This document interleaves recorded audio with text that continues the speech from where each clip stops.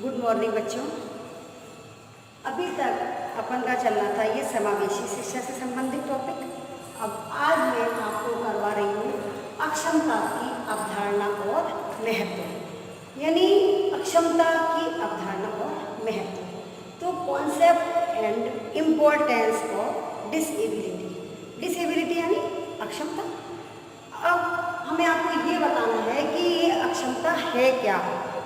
अक्षमता है क्या, यानी अक्षम बालक कौन होते हैं? जिनको सीखने समझने की पूर्ण रूप से शक्ति नहीं होती है, यानी वो अक्षम बालक आते हैं। यानी अक्षमता की अवधारणा जो है, अक्षमता की अवधारणा जो है वो बहुत व्यापक है। अक्षमता की अवधारणा बहुत व्यापक है। इसके अंतर्गत क्या आता है? इसके अंतर्गत शारीरिक और मानसिक रूप से, शारीरिक और मानसिक रूप से अयोग्य बालक सम्मिलित किए जाते हैं। इसमें अक्षमता की अवधारणा में, यानी अक्षमता की अवधारणा में इसके अंतर्गत शारीरिक और मानसिक रूप से अक्षम बालक सम्मिलित किए जाते हैं। तो शारीरिक और मानसिक रूप से अक्षम बालक कैसे हो गए? ये इसमें आते हैं जैसे जो गूंगे हो, बहरे हो, इस तरह से बालक अक्षम होते हैं। तो अभी मैंने आपको बताया था, इस प्रकार अक्षमता की अवधारणा में कौन कौन आते हैं? जैसे मानसिक मंदता, विकलांगता, बाधिता, जो किसी प्रकार की गति को ठीक प्रकार से नहीं कर सकते।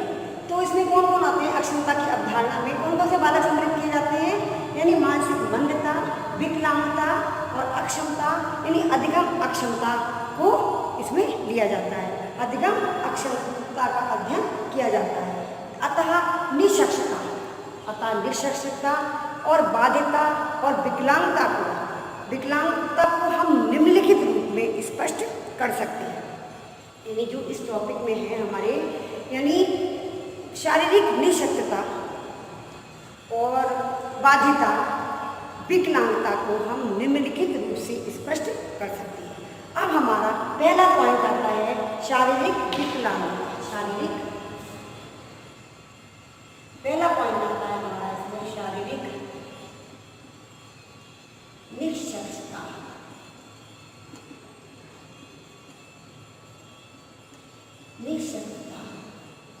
यानी शारीरिक निःशक्तता या विकलांगता।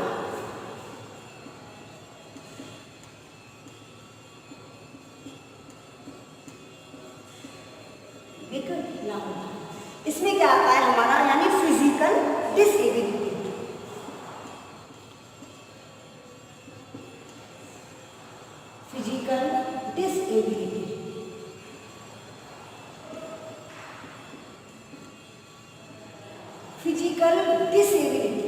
यानी शारीरिक निःशक्तता या विकलांगता, फिजिकल डिसेबिलिटी। अब शारीरिक अक्षमता क्या है? इसमें हमें बताना है कि शारीरिक अक्षमता क्या है या शारीरिक विकलांगता क्या है। तो शरीर से संबंधित जो बच्चे शारीरिक रूप से विकलांग होते हैं, अपंग होते हैं, वो आते हैं शारीरिक अक्षमता में। तो शारीरिक रूप से अक्षम होना या शारीरिक क्रियाएं करने में अक्षम होना, ये सभी आते हैं हमारी शारीरिक निःशक्तता में। तो जिस तरह से हमने अभी आपको बताया कि अर्थात शारीरिक अक्षमता एक ऐसी स्थिति है जिसमें व्यक्ति की शारीरिक निःशक्तता एक ऐसी स्थिति है जिसमें व्यक्ति की शारीरिक गतिविधियां जो होती हैं वो प्रभावित होती जाती हैं, जैसे उठना, बैठना, चलना आदि इसके अंतर्गत आता है। यानी उसकी ये सारी गतिविधियां जो होती है वो रुक जाती हैं, यानी अवरुद्ध हो जाती है। तो फिर शारीरिक अक्षमता भी दो तरीके से होती है, यानी शारीरिक अक्षमता भी दो तरीके से होती है। कैसे? एक तो होती है हमारी जन्मजात।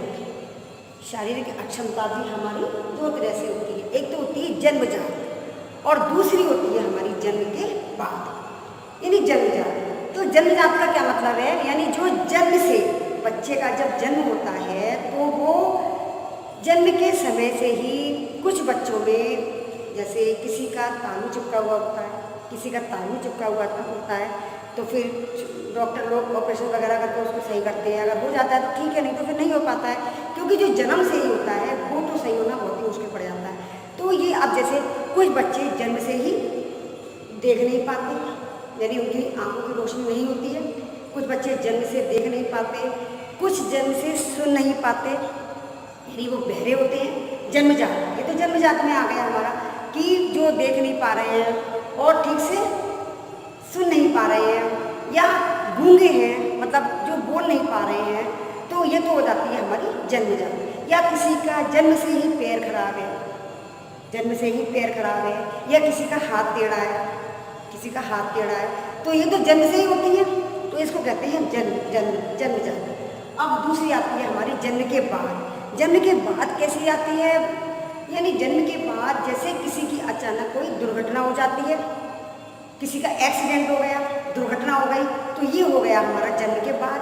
तो दुर्घटना हो जाती है तो उसमें भी शरीर का कोई अंग विकृत हो जाता है, जैसे किसी का पैर भी काटना पड़ जाता है, किसी का हाथ भी काटना पड़ जाता है। यदि हाथ में चोट लग जाती है तो, और वो फिर हाथ में जब चोट लगे तो हाथ गलते गलते परेशानी हो जाती है, तो डॉक्टर को हाथ काटना ही पड़ जाता है, तो वो जाती है। यानी वो जो एक्सीडेंट होता है अचानक, यानी जो जन्म के बाद अचानक जो मतलब एक्सीडेंट होता है, तो उसको कहते हैं हम ये जन्म के बाद की स्थिति, विकलांगता।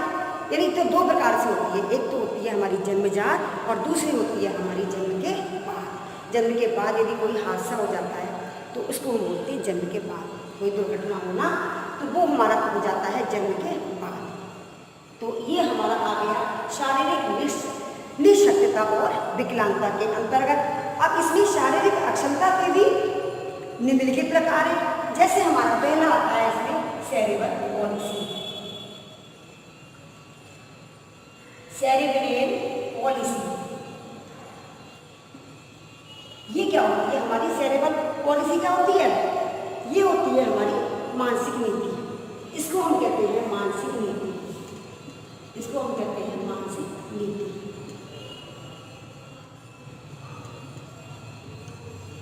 यानी ये आती है हमारी मानसिक नीति।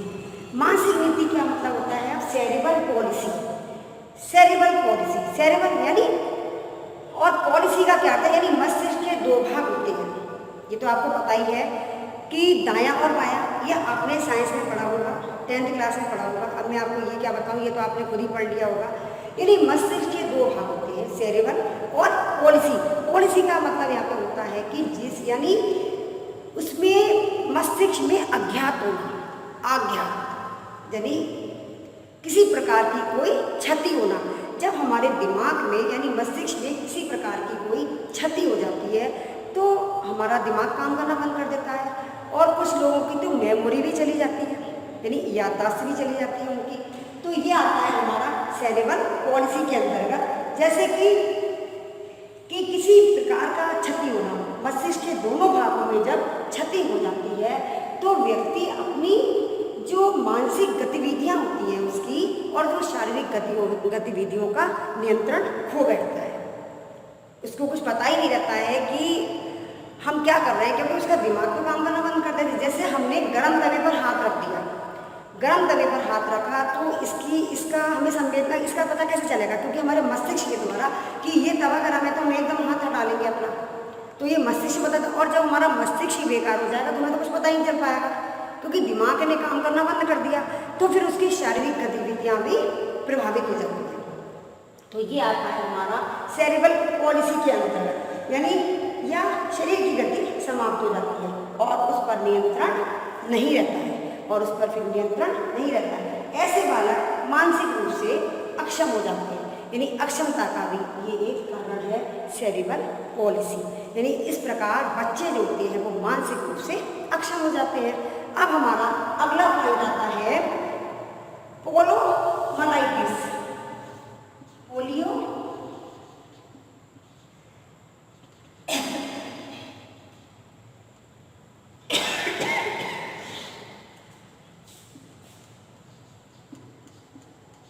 अगला पॉइंट आता है हमारा पोलियोमाइलाइटिस। ये आता है हमारा पोलियोमाइलाइटिस।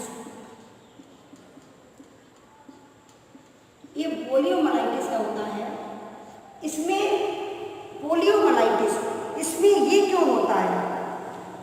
क्यों होता है? आप बताइए, ये पोलियोमाइलाइटिस क्यों होता है? इसमें भी जब किसी प्रकार की कोई क्षति हो जाती है, यानी हमारी रीढ़ की हड्डी में कोई क्षति हो जाती है, क्षतिग्रस्त कर देता है। ये एक वायरस होता है जो रीढ़ की हड्डी को क्षतिग्रस्त कर देता है और जिसमें शरीर की मांसपेशियां काम करना बंद कर देती है। यानी ये पोलियोमाइलाइटिस में एक प्रकार का कोई वायरस होता है जो रीढ़ की हड्डी को क्षतिग्रस्त कर देता है, जिससे हमारी मांसपेशियां काम करना बंद कर देती हैं और धीरे धीरे उनका शरीर की गतिविधि अवरुद्ध हो जाती है, यानी रुक जाती है। फिर वो जब वो काम करना बंद कर देता है तो हमारी मांसपेशियां शिथिल हो जाती है, यानी सिकुड़ जाती है। जब वो सिकुड़ जाएंगी तो फिर हमारा शरीर का अंग जो है वो काम करना बंद कर देगा। तो इस तरह से जो है शरीर काम करना बंद कर देता है और बालक अपना काम करने में असमर्थ हो जाता है। फिर बालक जो है वो अपना काम करने में असमर्थ हो जाता है, यानी उसको असमर्थता लगती है, वो काम ठीक से कर नहीं पाता। जब किसी भी अंग में उसको पोलियोग्रस्त हो जाता है, वो जैसे पैर में देखा है मैंने, पैर में कुछ बच्चे लंगड़ा के चलते हैं तो हम कहते हैं इसके पैर में पोलियो है, पोलियो की वजह से ये लंगड़ा कर चल रहा है। तो इस तरह से ये भी एक असमर्थता का कारण है। अब हमारा अगला पॉइंट आता है लेप्रोसी। Number 3, leprosy. लेप्रोसी क्या होता है? कुष्ठ रोग। लेप्रोसी किसे कहते हैं? लेप्रोसी होता है हमारा कुष्ठ रोग। अब कुष्ठ रोग क्या होता है ये तो आप जानते होंगे। कुष्ठ रोग, लेप्रोसी यानी कुष्ठ रोग। तो ये जो होता है कुष्ठ रोग कैसे होता है? कुष्ठ रोग में व्यक्ति जो होता है, जिस व्यक्ति में ये होता है उस व्यक्ति की त्वचा में सेंसिटिविटी जो होती है वो, यानी संवेदनशीलता जो होती है वो खत्म हो जाती है, यानी सेंसिटिविटी।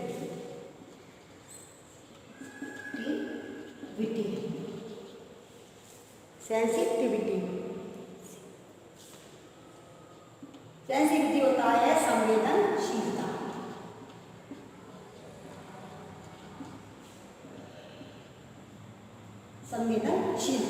तो यानी कुष्ठ रोग जिस व्यक्ति में हो जाता है तो उसमें सेंसिटिविटी जो होती है वो खत्म हो जाती है, यानी उसको संवेदन ही नहीं रहता है कि अब जैसे आपने देखा होगा कोढ़ी लोग होते हैं जो स्टेशन पर बैठे होते हैं, तो उनके जैसे पैर में कोई प्रॉब्लम हो गई है तो वो पैर धीरे धीरे सड़ने लगता है, तो वो लोग कपड़ा बांध लेते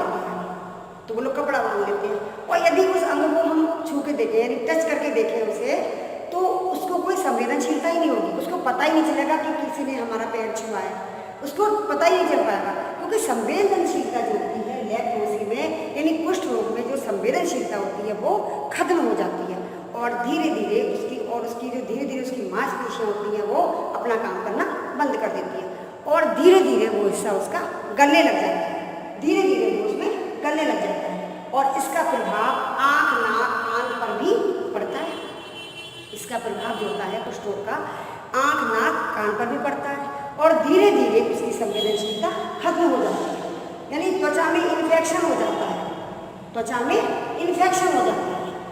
जब कोई चीज़ धीरे धीरे गलने लगेगी, जैसे हमारा हाथ खराब हो गया तो हमने आगे हाथ में कपड़ा बांध लिया, फिर वो धीरे धीरे ऊपर तक गलने लगेगा। तो जब गलने लगता है हाथ, तो जब हाथ गलने लगता है तो उसमें इन्फेक्शन तो संभव है ही, इन्फेक्शन तो होगा ही, तो उसमें इन्फेक्शन होने लगता है।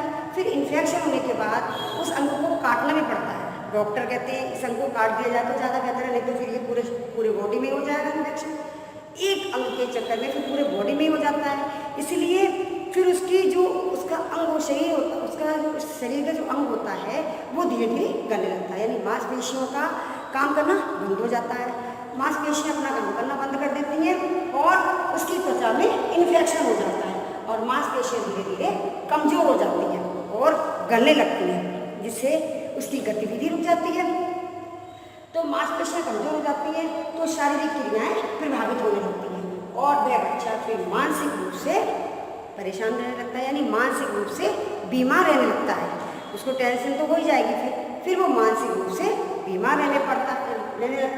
तो इस प्रकार ये लेप्रोसी एक अक्षमता का कारण है।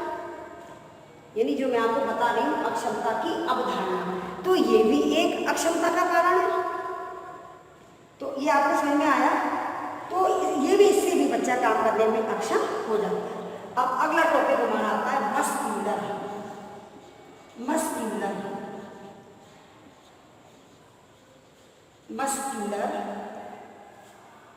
डिस्ट्रोफी।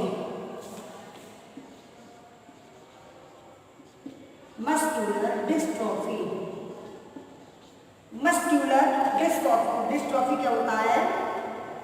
मस्क्यूलर डिस्ट्रोफी होता है मांसपेशीय दुर्विकास, यानी मांसपेशीय दुर्विकास। ये आ जाता है हमारा मांसपेशीय दुर्विकास। जब मांसपेशी में कोई प्रॉब्लम होती है तो उसका भी विकास नहीं हो पाता है। ये आता है हमारा मस्क्यूलर डिस्ट्रोफी, यानी मांसपेशीय दुर्विकास। इसमें क्या आता है बच्चों? इसमें क्या है, बच्चा जब जन्म लेता है तो जन्म लेने के 3 साल तक बच्चा अपना सभी कार्य सामान्य बच्चों की भांति करता है। जब बच्चा जब बच्चा जन्म लेता है तो जन्म लेने के 3 साल तक बच्चा अपना कार्य सामान्य बच्चों की भांति करता है, जैसे उठना, बैठना, खेलना, कूदना, खाना, पीना, यानी सब कुछ वो सामान्य बच्चों की भांति करता है।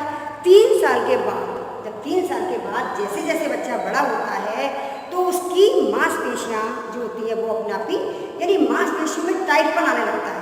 टाइटपन यानी कठोर हो जाती है, उसकी मांसपेशियों में कठोरता आने लगती है। तो उसमें जो होता है, जब उसमें कठोरता आने लगती है तो इसकी मांसपेशियाँ शिथिल हो जाती हैं।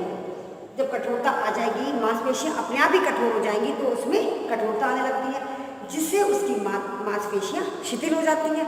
और जैसे जैसे बच्चा धीरे धीरे बड़ा होता है उसकी परेशानियाँ और बढ़ती जाती हैं। तो अब वो फिर अपने आप को हीन भावना उसके मन में आ जाती है कि मतलब मैं ठीक ही नहीं हो पा रहा हूँ, ये मुझे क्या परेशानी है। आगे जाके 3 साल तक तो ठीक रहता है बच्चा। 3 साल के बाद जब वो जैसे जैसे बड़ा होता जाता है उसकी मांसपेशियों में टाइटपन आता जाता है, यानी कठोरता आती जाती है, और फिर वो उसे और भी ज़्यादा परेशानियाँ पैदा हो जाती हैं। तो इससे त्वचा में तो फिर वह कार्य करने में अक्षम हो जाता है, यानी फिर वो कार्य करने में अक्षम हो जाता है, वो कार्य नहीं कर पाता है ठीक प्रकार से। तो ये हमारा कारण हो गया मस्क्यूलर डिस्ट्रोफी। अब हमारा अगला पॉइंट आता है डिसऑर्डर ड्यू टू। अब हमारा अगला पॉइंट आता है डिसऑर्डर ड्यू टू इंजरी। ये आता है डिसऑर्डर ड्यू टू इंजरी, यानी चोट की वजह से जो विकार होता है, यानी चोट की वजह से विकार,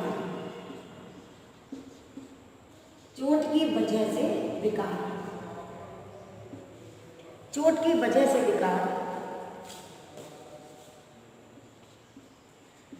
जब चोट लग जाती है तो उसमें भी विकार आता है, यानी चोट की वजह से विकार होना।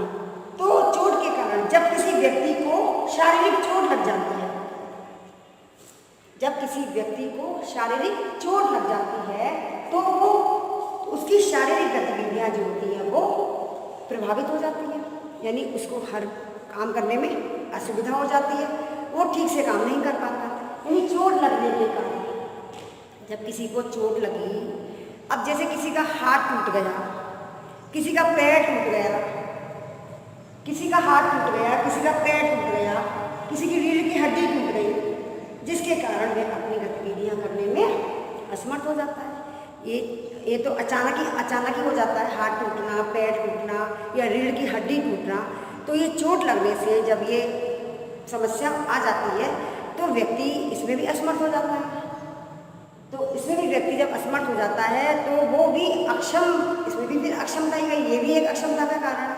यानी चोट लगने की वजह से भी वो भी काम करने में असमर्थ हो जाता है, वो ठीक से उसकी गतिविधियां रुक जाती हैं, जो वो शारीरिक गतिविधियां करता है तो वो भी उसकी अवरुद्ध हो जाती है। इस कारण ये भी एक अक्षमता का कारण है। अब हमारा अगला टॉपिक आता है बाध्यता।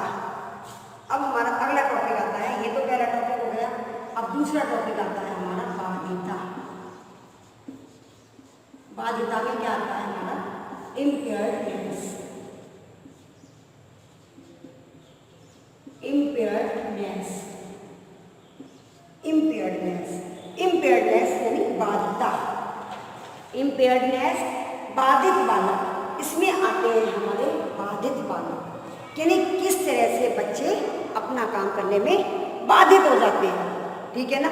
तो बाधित बालकों की श्रेणी में क्या होता है कि बाधित बालकों से तात्पर्य ऐसे बालकों से है जिसके द्वारा कार्य करने में शारीरिक बाधा उत्पन्न होती है, यानी बाधित बालकों से तात्पर्य उसमें है जिसमें कार्य करने में बच्चों को बाधा उत्पन्न होती है, वो ठीक से काम कर नहीं पाते हैं, जैसे कि जो शारीरिक रूप से अपंग हो, इसमें आते हैं बाधित बच्चों में जो शारीरिक रूप से अपंग हो, जैसे गूंगे हैं, बहरे हैं, देख नहीं पा रहे हैं, ठीक से बोल नहीं पा रहे हैं, बोलते हैं तो तुतलाते हैं या हकला रहे हैं, और या फिर ठीक से चल नहीं पा रहे हैं, तो उसमें उनके शारीरिक बाधा होती है नहीं होती है, तो उसमें शारीरिक बाधा होती है।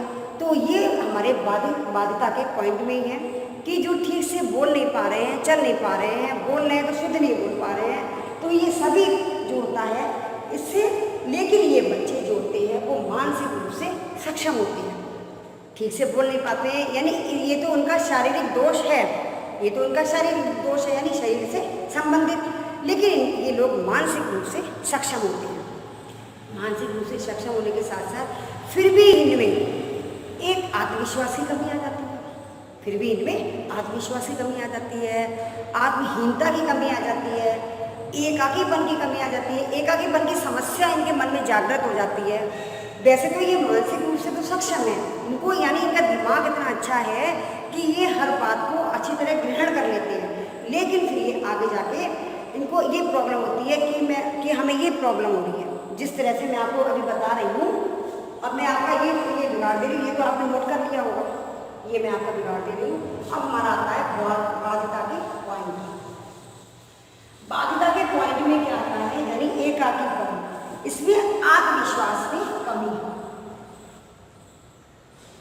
तो इन बालकों में भी कई प्रकार की समस्याएं खड़ी हो जाती हैं, इन बालकों में कई प्रकार की समस्याएं आ जाती हैं, जैसे आत्मविश्वास की कमी,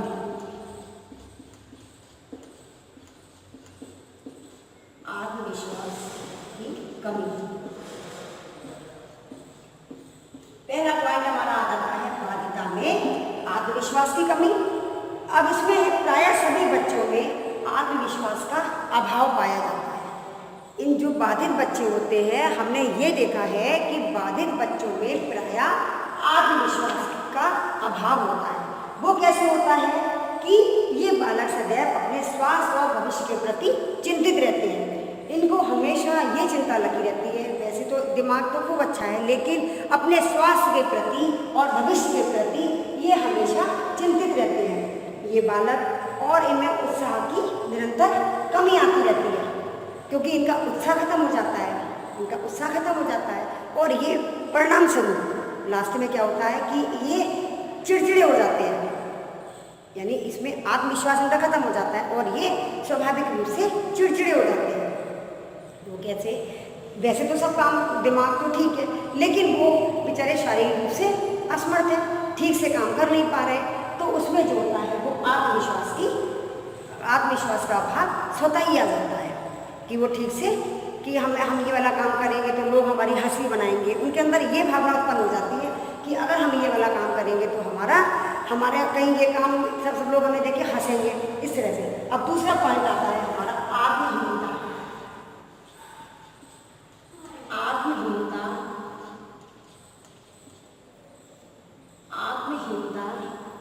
की भावना, आत्महीनता की भावना, ये हमारा दूसरा पॉइंट है। इसमें आत्महीनता की भावना आ जाती है क्योंकि वो उन बच्चों को ऐसा लगता है तो वो इस तरह से किसी के साथ घुल मिल नहीं पाते।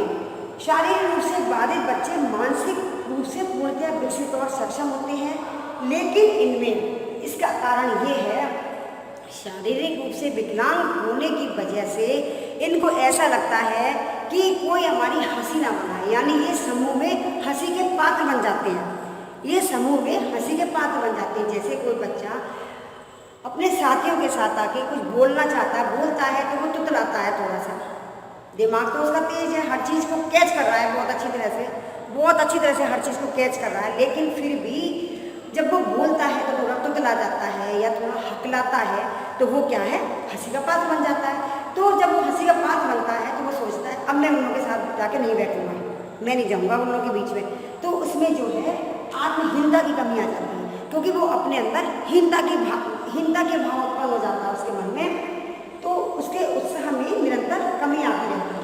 और ऐसे बालक समाज में सामुदायिक, तो इस तरह के बालक जो होते हैं, यानी दिमाग अच्छा होते हुए भी समाज में और सामुदायिक कार्यक्रमों में भाग लेने से डरते हैं, यानी भाग लेने में असमर्थ हो जाते हैं। हम भाग नहीं लेंगे, हमारी हंसी बनेगी, उनको ऐसा लगता है, भाग नहीं ले पाते। और इसके कारण कि वो समाज में भाग नहीं ले पाते, ना तो वो सामान्य बच्चों की भांति खेल में भाग लेते हैं, ना तो वो सामान्य बच्चों की भांति खेल में भाग लेते हैं, और ना ही उनमें रुचि होती है खेलों के प्रति कि हमें नहीं खेलना। उन्हें ऐसा लगता है कि हम नहीं खेलेंगे, अगर हम खेलेंगे, अगर हमसे कोई गलती हो जाती है तो फिर सब लोग हमारी हंसी बनाएंगे। तो इसलिए उनमें जो है आत्महीनता की भावना स्वतः ही आ जाती है। तो ऐसे बच्चे भी बाध्यता के कारण हैं, यानी शिक्षा में ऐसे बच्चे भी बाध्यता के कारण हैं। अब हमारा अगला टॉपिक आता है एकाकीपन की समस्या। अगला टॉपिक आता है हमारा एकाकीपन की समस्या। ये हमारा अगला टॉपिक आता है एकाकीपन। शारीरिक रूप से अपंग बच्चे एकाकीपन का अनुभव करते हैं, यानी जो शारीरिक रूप से अपंग है, शारीरिक रूप से अपंग बच्चे एकाकीपन की समस्या का अनुभव करते हैं, क्योंकि उन्हें ऐसा लगता है कि यदि वो अपने साथियों में घुल नहीं पाते, वो अपने साथियों के साथ घुल मिल नहीं पाते, जैसे आपस में सभी दोस्त वगैरह बैठे हैं तो वो उन्हें ऐसा लगता है कि हमारी हंसी बनाई जाएगी, तो वो अपने साथियों से ठीक प्रकार से घुल नहीं पाते। और इसके अतिरिक्त बाधिक बालक प्रायः शर्मीले और निष्क्रिय हो जाते हैं। ये अपने आप को समाज के प्रति अयोग्य मानने लगते हैं कि हम समाज में नहीं बैठेंगे। इनको ऐसा लगता है जब बच्चों के साथ हम बैठेंगे तो कोई हमारी हंसी बनाएगा, तो ये उपहास के पात्र बन जाते हैं। तो इसलिए इन लोगों को, तो ऐसे बच्चे जो हैं प्रायः शर्मीले और निष्क्रिय हो जाते हैं। उनको खुद ही उनके अंदर हीन भावना आ जाती है और वो ऐसा लगता है कि अब हम अकेले बैठे हैं, हमें किसी के साथ नहीं बैठना है, क्योंकि यदि साथ में बैठते हैं तो उनकी हंसी बनती है। तो इसलिए उनके अंदर एकाकीपन की समस्या स्वतः ही आ जाती है कि हम तो अकेले ही बैठेंगे, हम नहीं बैठेंगे किसी के साथ, फिर उनका मन नहीं करता उनके साथ बैठने का। तो ये जो होते हैं एकाकीपन की समस्या स्वतः ही आ जाती है, और ये बातें जो हैं बालकों की शिक्षा के विकास में बाधक बन जाती है।